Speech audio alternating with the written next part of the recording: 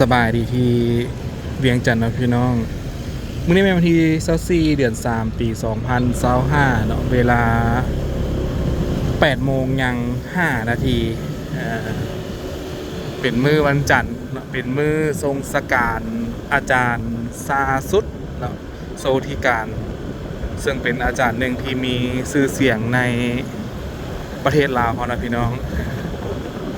บ่คำว่าสิไปอยู่แต่บ่ทันได้ไปเนาะเวลา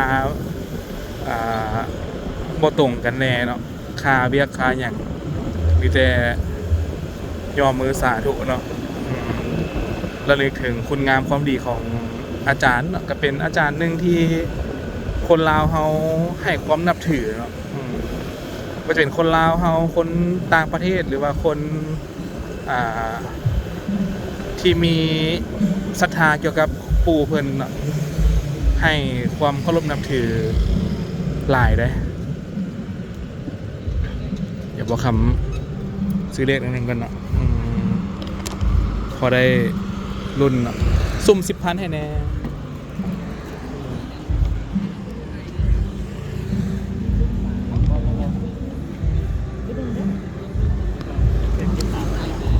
เดี๋ยวสุ่มเลขวันนึงกับพี่น้องนะเพราะว่าเลข10 ปิดแล้ว เพราะว่าเลข10 ปิดแล้วนะ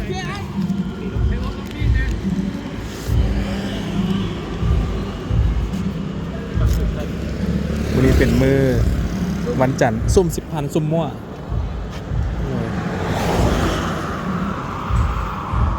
ตัวนี้ก็อยู่เขตสีลำดวนนะพี่น้องเขต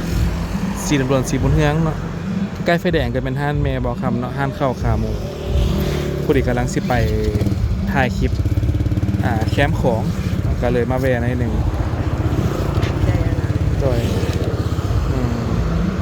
มาแวะซื้อเลขในหนึ่งนะพี่น้อง เลข6 ตัวพอดีเวลาสิปิดเลขนะพี่น้องยังเหลือ3 นาทีเนาะได้ไก่ไปไก่มาละแวะในหนึ่ง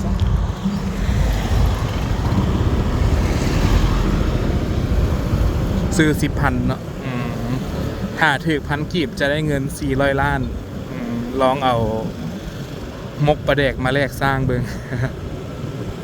หอบละ5,000 10,000คันโซกก็คือว่าฟุกนะพี่น้องหาโซกทาหมานเนาะก็ดีเนาะ400 ล้านติดตามไปน้ำกันเดี๋ยวบอกคำถึกแล้วสิมาแจกซูเวเนียร์เนาะแจกของที่ระลึกเนาะ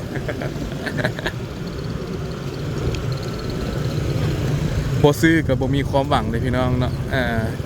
ซื้อจึงมีความหวังว่าซั่นๆเนาะหมดเรือมกปลาแดกมกนี่แซ่บก็มีเนาะ ไปเดี๋ยวไปเบิ่งบรรยากาศงานชื่อว่างานเกือบบ่แม่นดอกนะพี่น้องห้างขายเครื่องอยู่เขตสวนเจ้าอนุวงศ์เนาะแต่บ่คำจะบ่ได้ย่างเลาะแบบห้างขายเสื้อผ้าอย่างดอกเนาะจะไปเบิ่งโซนขายอาหารไปเบิ่งว่าเพิ่นมีหยังขายแน่สิเนาะติดตามเป็นน้ำกันพอบอกคำกะก้ายมาหลายคลิปหลายเทื่อหลายหนแล้วเนาะบ่ได้ถ่ายจักเทื่อตัวโซนอาหารนั่นพอดีแหละคลิปนี้จะพาพี่น้องไปเบิ่งเลยติดตามเป็นน้ำกันเนาะฝากพี่น้องทุกคนกดไลค์กดติดตามกด Subscribe ซ่องบอกคำได้เด้อเนาะเป็นกำลังใจทางบอกคำได้สร้างสรรค์คลิปใหม่ๆหรือว่าสามารถกดปุ่มซุปเปอร์แต้งทางด้านลุ่มเลยเนาะเพื่อเป็นกำลังใจให้ทางบอกคำได้ทำคลิปเฮ็ดคลิปต่อไปนะพี่น้องเนาะขอบใจทั้งลุงซาและตู้ป้อมแล้วก็แม่ลิลีเด้อเนาะที่สุกยูซอยเหลือค่าน้ำมุกน้ำมันในการเดินทางนะพี่น้องขอบใจหลายๆไปเดี๋ยวตัดภาพไปอยู่เขตสีหอมเหมือนกันพี่น้องเนาะแล้วก็ไปใส่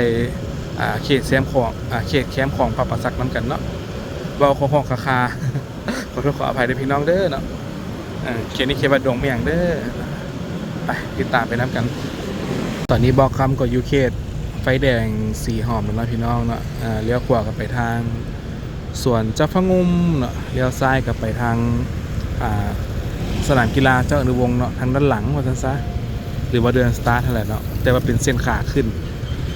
เข ขี่ขึ้นไปทางสวนเจ้าฟ้างุ่มเนาะบ่สามารถขี่สวนกลับไปทางสนามกีฬาเจ้าอนุวงศ์ทั้งหลังได้ว่าซั่นซะเนาะเพิ่นฮ้องว่าเส้นหอวัฒนธรรมเนาะเส้นตัวนี้บ่ฮู้ว่าโครงการเพิ่นดำเนินการเท่าใส่ดำนะพี่น้องโครงการปรับปรุงเส้นทางสีหอมแต่ซาเบาคำอ่านโครงการนี้เพิ่นว่าจะสำเร็จในช่วงเดือนกรกฎาคมปี2025เนาะก็หมายความว่าสำเร็จในช่วงเดือน7หลังจากปีใหม่เด้อพี่น้องเด้อเนาะปีใหม่นี่เส้นทางตัวสีหอมตัวแหนมเนืองนี่ยังบ่แล้วเพิ่นว่าน่ะยังบ่แล้วเด้อเด้ยังบ่แล้วอยู่เนาะปัจจุบันนี้กันยังมีกลจักรมีเครื่องจักรอยู่ทางด้านในอยู่เนาะจอดเต็มอยู่หั่นเดียวนี่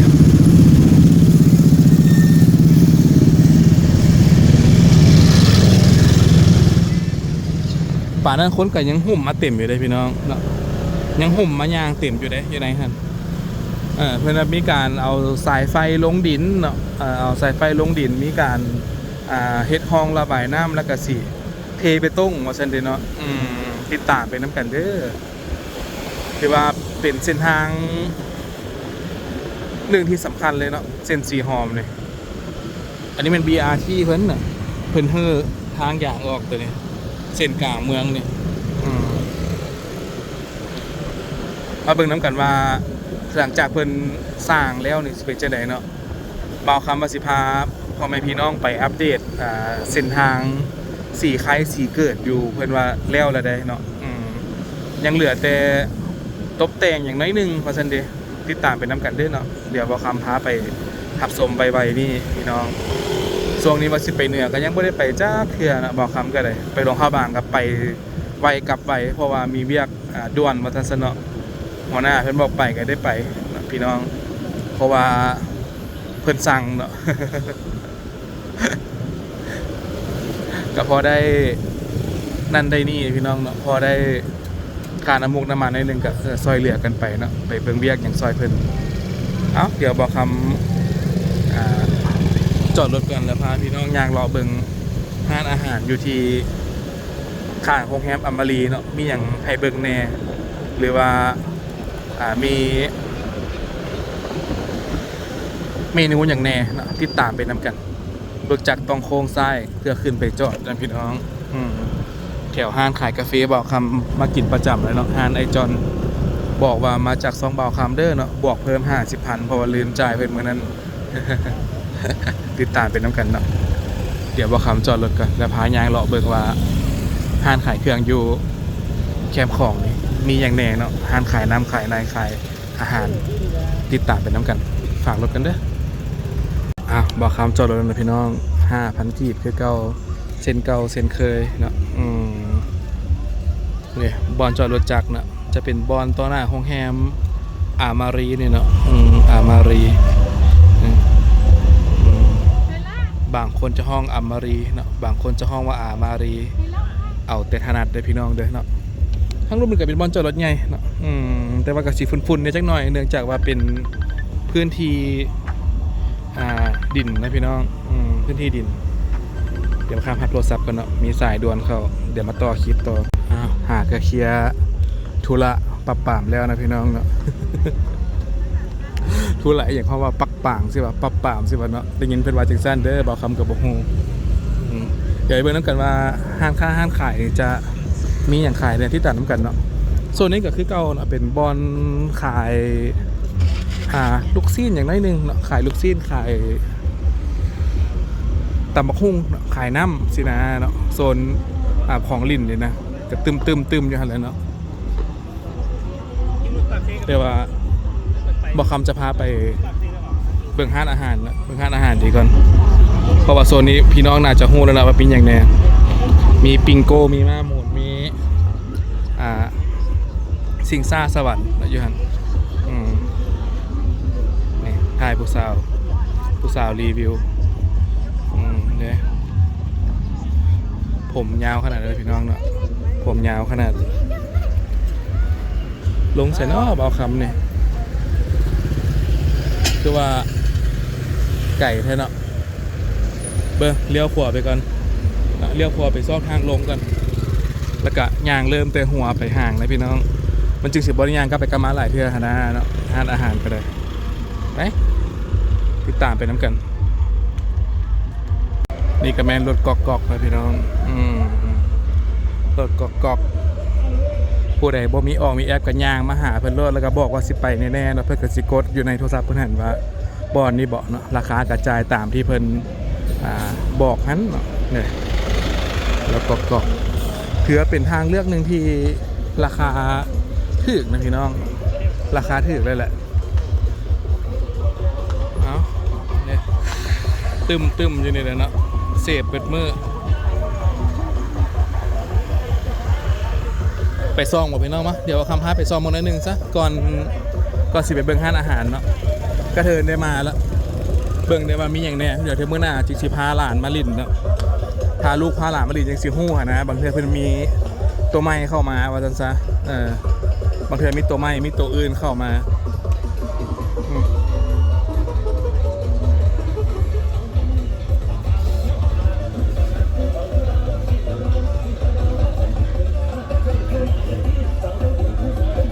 ผู้ใดบ่อยากพาลูกหลานลิ้นอย่างกับมานั่งกินก็ได้พี่น้องเด้มีขายไข่ลูกมีขายลูกซีนมีขายตำบักหุ่งไปแล้วปิ้งปลาหมึกด้วยนี่เต็มอยู่นี่เนาะแนวกินแนวยากก็ได้เต็มอาญะมีม้าหมูมีสไลเดอร์มีรถไฟน้อยเนาะแล้วก็ปิงโก้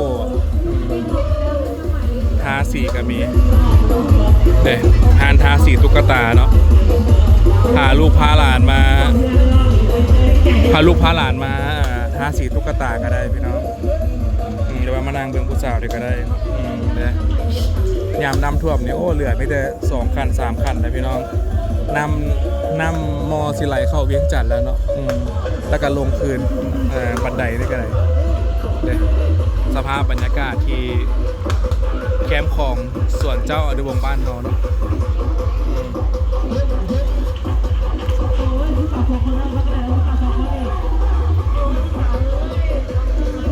ไปต่อน้ำกันพี่น้องเนาะไปต่อน้ำกัน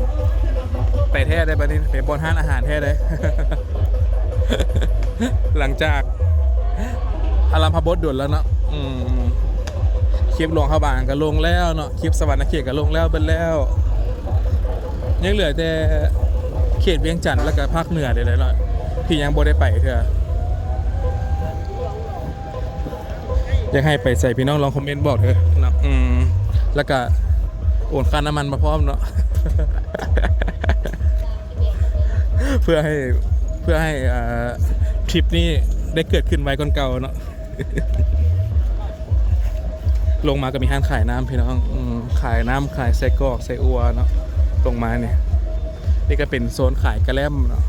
กระแลมขายเครื่องดื่มเด้เต็มเนาะกระแลมบ้านๆมาสันเด้ผู้แซ่ผู้สาวเต็มนะพี่น้องแตกยาว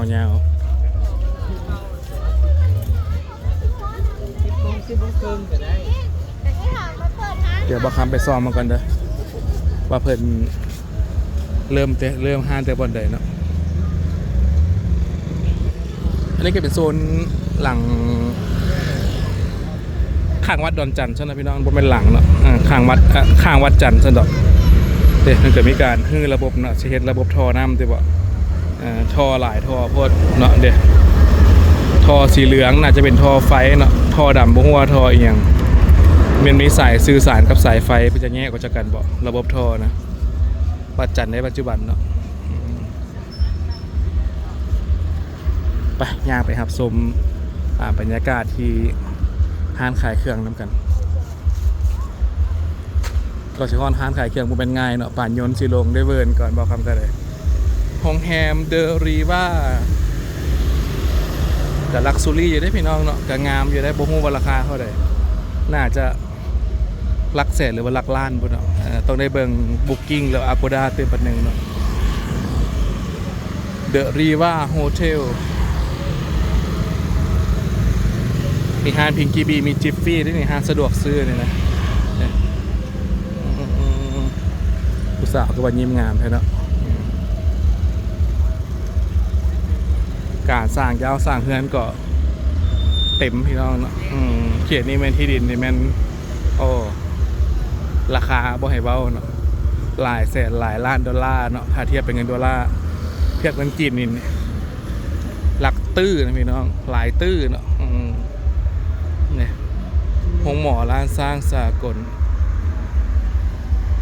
โอ้นี่ไปโฆษณาจะซื้อเนาะหงหมอนี่ข้างในก็สิแมน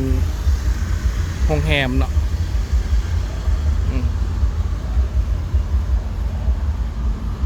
ปรับประสักการพิมพ์หงพิมพ์ปรับประสักเก่าบนตัวนี้ว้าวหงพิมพ์ในตำนานเนาะตึกยันแต่สมัยตะกี้เนาะตึกตัวนี้เดี๋ยวห้านขายพี่น้องก็พอมีเยอะเลยเนาะแต่ว่าแขกคนกับบ่หลายประเทศพวกนี้เป็นวันมื้อนี้เป็นมื้อวันจันทร์เนาะวันจันทร์ที่24เดือน3ปี2025ครับที่เวียงจันทน์บ้านเฮาเดี๋ยวหาอาหารสิเริ่มไปหันพี่น้องเนาะโค้งไปพุ่น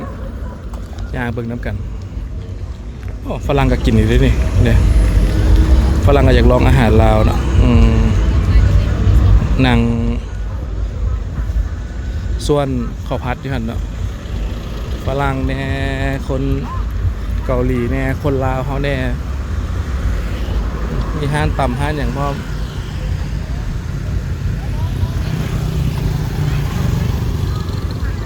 เส้นนี้ก็เป็นเส้นทางวันเวย์นะพี่น้องเด้อเนาะเส้นทางวันเวย์เดี๋ยวเริ่มเบิ่งนี่เลยเนาะว่าเพิ่นมีอย่างขายเนี่ยติดตามไปน้ำกันเบาคำก็เริ่มเทอร์สติดแล้วเนาะเริ่มเทอร์สติดเริ่มหิวน้ำละมีขายเป๊ปซี่นะพี่น้องขายเป๊ปซี่ขาย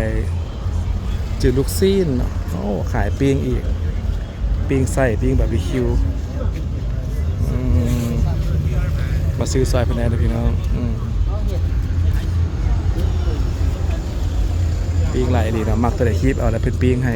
ราคาการลมเพิ่นเป็นนี่นะครับนี่เป็นภาษาจีนเนาะอ่านบ่ออกเลยบ่ครับจะขายอย่างบ่เนี่ย60,000 70หยวน25หยวนมีห้างขายจืดลูกซีน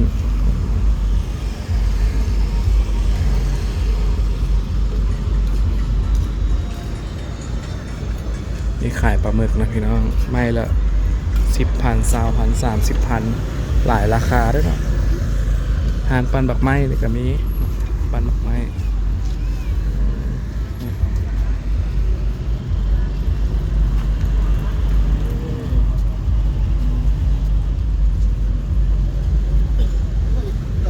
ผู้ใดเทอร์สตีดนี่มากินน้ำปั่นได้พี่น้องเนี่ย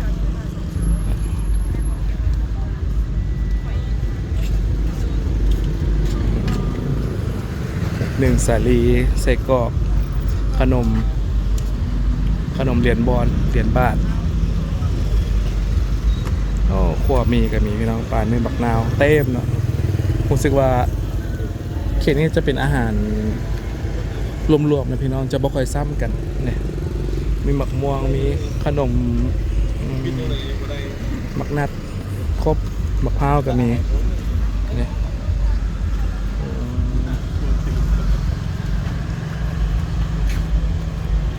สตรอเบอรี่เดี๋ยวบางคำจะซื้ออย่างกำลังขึ้นอยู่ตอนนี้เริ่มหิวน้ำเลยแล้วตอนนี้เนาะเริ่มหิวน้ำแล้ว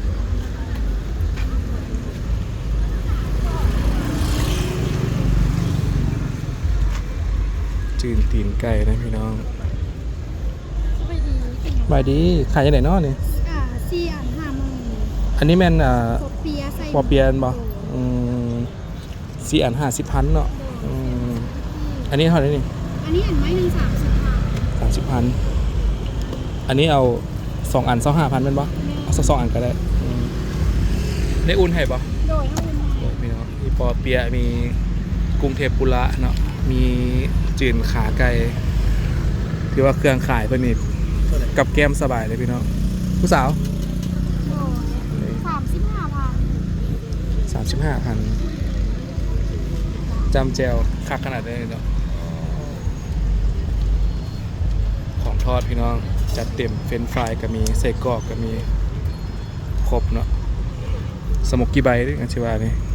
แต่ปอเปียะนี่เป็นแต่แซ่บเนาะเดี๋ยวลองซิมเบิ่งนี่มันห่านน้ำอ้อยเนาะเอาให้ไอ้เงี้ยเป็นซื้อก่อนเนาะเนี่ยไก่ป๊อปซีดยืดทอดมันฝรั่งปอเปียะ ตัดบ่อาย โดยตัดเล็กก็ได้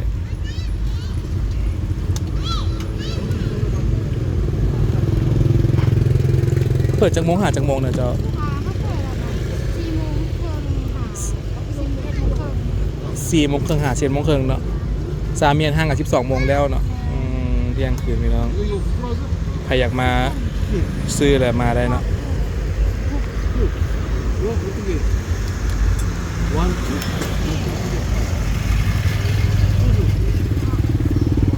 มีลูกค้าคนเกาหลีคนจีนกระลายได้เห็นไหมเพราะว่าใกล้โรงแรมที่พักเลยเนี่ยอามารี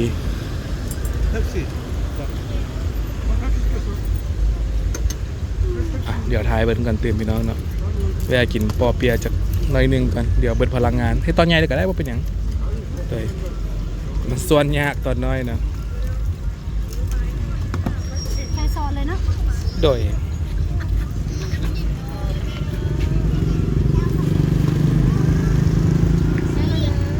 ได้ปอเปียะแล้วพี่น้องเนาะย่างก็มีน้ำอ้อยมีบักพร้าวมีบักพร้าวเผาเนาะบักนัดนะสาลาเปาเคฟครบแต่บักฮงนี่ก็มีแต่บักฮงขั้วมีจิลูกซีนนะพี่น้องนี่ปิ้งไก่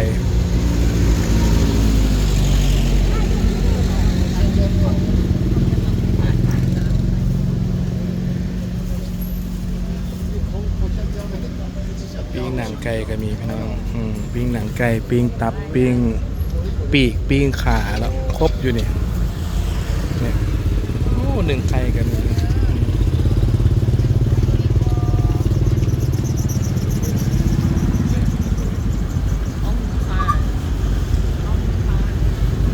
รู้สึกว่าห้านปิ้งไก่นี่คนจีแวะเป็นพิเศษเนาะ นี่ปลาหมึกไม่5,000 10,000พี่น้องมีหลายราคาขั่วมีก็มีเอ้าไข่ลูกหน่วย 7,000 เนาะถือว่าราคาบ่แพงพี่น้องราคาทั่วไปเนาะราคาทั่วไปขนมอาหารทะเลก็มีครบเนาะอาหารทะเลกุ้งปูครบกระแลมเนาะกระแลมมะพร้าวเหมือนสูตรดั้งเดิมบนนี้นะขนม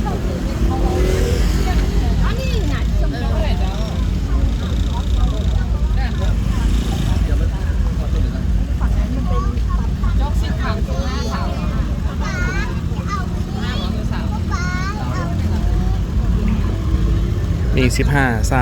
แบบฉันเด้มีห้านขายปิ้งเนาะห้านขายปิ้งขายปลาหนึ่งบักนาวสินะคือว่าอยากกินตำมีในกระเทียมนี่ก็มีครบพี่น้องเลยกินตำมีตำเอ้ยเนาะครบนั่นก็คล้ายๆกันเนาะเนี่ยน่าขายโรตีกับน้ำพี่น้องขายโรตีกับขายน้ำตัวนั้นเนี่ยเพิ่นเปิดเพลงนำบกล้าเข้าไปติดลิขสิทธิ์พี่น้อง ติดลิขสิทธิ์แล้วสร้างรายได้บ่ได้ YouTube เนาะแห่งว่าได้มือละหน่อยอยู่นี่นะเนี่ยขายปิ้งไส้ปิ้งอย่างนะพี่น้องครบนี่ปิ้งส้มก็มีหลายแนวให้เลือกอยู่เนี่ยเพิ่นจะขายแต่ภาคแรงพี่น้องประมาณ5 โมงหา 10 โมง11 โมงสำหรับข้อมีขายยังไงเจ้าข้อมี20,000ให้เลยเอานั่งกินก็ได้เดยนั่งกินก็ได้โอ้กองบักใหญ่พี่น้องเลยปั่นภูเขาไฟขวามีเพิ่นให้ก่อนกองเขาใหญ่เมืองเพียงเนาะพี่ลึกมาซื้อซอยน้องเพิ่นได้เนาะจืนครบอยู่นี่เป๊ปซี่ไอ้เจ้าจอกหนึ่งเด้อใส่น้ำก้อนเย็นๆนะ เอกแบบซีแซ่เอกจองหนึ่งไหม เดี๋ยวเป๊ปซี่จอกหนึ่งไงเนี่ย เดี๋ยวใครทุกทีให้คน มีมาตำบักแตงตำบักฮงตำมีนะพี่น้องเป๊ปซี่เครื่องซื้อเครื่องขายครบเปิดจังมวงก่อนน้องสาว5 โมงแรงบ่ 5 โมงแรงค่ะ2 โมง พอเที่ยงคืนเนาะผู้ใดหิวข้าวตอน10 โมงก็ลุกมาซื้อซอยเพิ่นได้พี่น้องบ่ต้องนอนต่อนะบ่ต้องทนลุกมากินเลิศเอาเดี๋ยวนั่งกันกินขั้วมีนั่งกันกับจื่นปอเปียะพี่น้องเนี่ยบอลนั่งนะทุกห้านจะมีบอลนั่งเนาะทุกห้านจะมีบอลนั่งเริ่มต้นก็20,000 30,000แล้วแต่สั่งนะพี่น้องประมาณนั้นมื้อนี้ก็ได้ใจเด้อมื้อนี้ก็ได้จื่นปอเปียะเนาะจื่นปอเปียะแล้วก็น้ำเป๊ปซี่ขวามีแต่แซ่บพี่น้องเป๊ปซี่ก็จัดเต็มเลย เอานั่งกินน้ำกันเนาะเซินพี่น้องอาหารสตรีทฟู้ดเวียงจันทน์บ้านเรา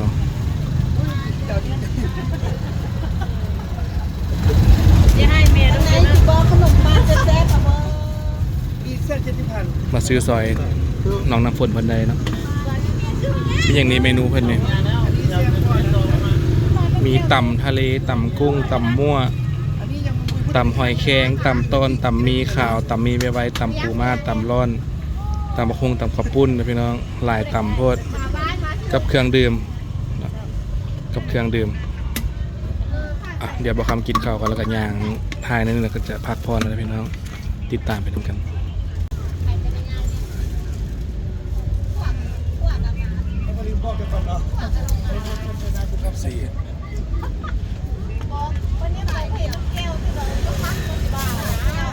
ก็จืดปอเปียะนะครับ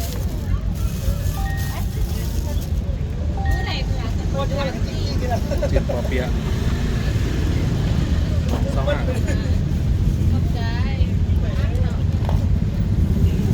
ตอนหนึ่ง15เนาะแต่ว่า2 ตอนเมื่อไร25ปอเปียะ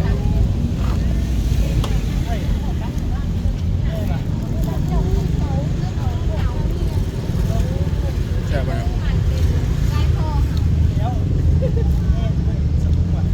ไปดิ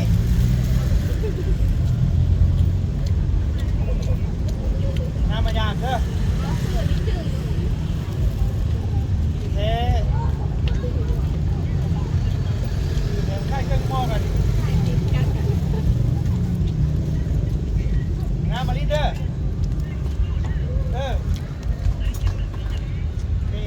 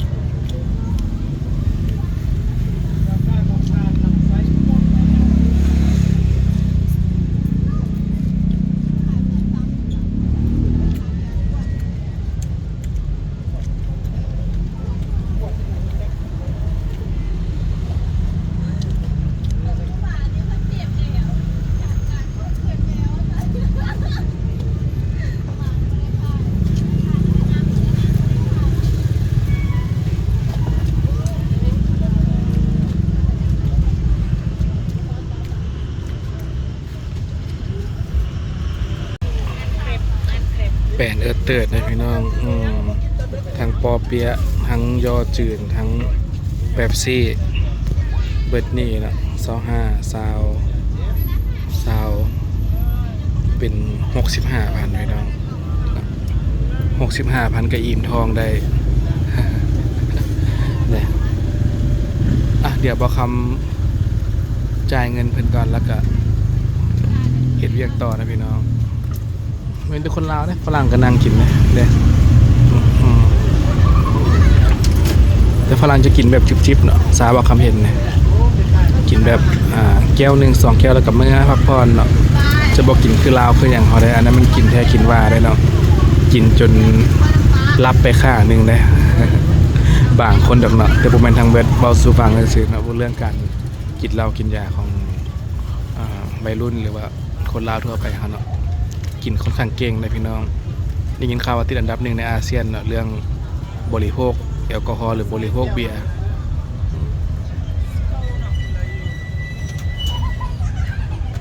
เดินทางต่อพี่น้องมาแวะทายให้ได้ครับชมน้ำกันเนาะถือว่าเป็นจุดหนึ่งที่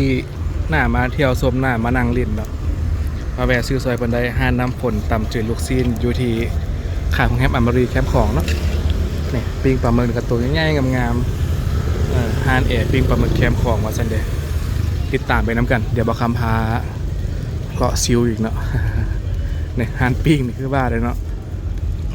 ห้านปิ้งย่างเนี่ยคนจะมักเป็นพิเศษพี่น้องห้านปิ้งย่าง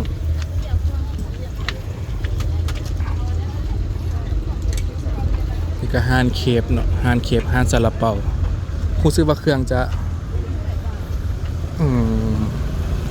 โบหลายเวอร์บางอลังการเลยพี่น้องเนาะพอดีเฮ็ดมือต่อมือเพิ่นว่านะบ่มีเครื่องเก่าจักอันว่าซั่นเด้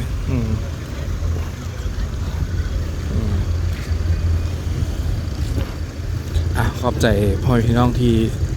เสียสละเวลาอันมีค่าเข้ามารับชมเนาะขอให้พี่น้องทุกคนโชคดีเด้อเนาะ ที่นี่โซนขายอาหารกำปาปาสักเลยพี่น้องเด้อหรือว่าข้างของแฮมอัมบรีเวียงจันทน์เนาะเดี๋ยวมาคำเดินทางต่อกันขอขอบใจที่เสียสละเวลาเข้ามาเสียเวลาอันมีค่าเข้ามารับชมเนาะขอบใจ2-3เทื่อเลยพี่น้อง